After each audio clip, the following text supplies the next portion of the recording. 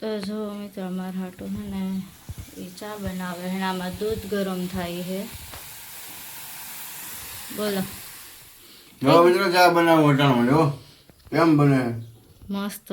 મિત્રો જો મેં આટલું ચા બનાવી એ મારું થેપલા બનાવું. હું તો યાર થાકી ગયો હવે 2-3 વાર થઈ ગયું. ચા બનાવીને જો ચટણી હળદર મીઠું પછી ધાણા મેથી મરચાં આ બધું નાખ્યું આમાં. આદુ લસણ વગર થેપલા ભાવે જ નહીં. એમ ને તમે લસણ નાખ્યું આમાં? આદુ લસણની પેસ્ટ. તો તમને જો કોરું ભાવે ને તો કોરું નાખવાનું. આપણે તો બધે કોરું ફોલે. તો હારું હાલો મિત્રો, તો એની મારા થેપલા બનાવ્યા. હવે હું કાંઈ થેપલા પછી હું થઈ જાય થેપલા જેવો, બરાબર. અને તમને ભાવે થેપલા તો કમેન્ટ કરજો કે કોને કોને ભાવે થેપલા, કેને ખાવા થેપલા. આપણા ગુજરાતીને ભાવે થેપલા ને આ બનાવે થેપલા, સવારે ઉઠીને ખાવાના થેપલા. હાલો ગુડ બાય મિત્રો.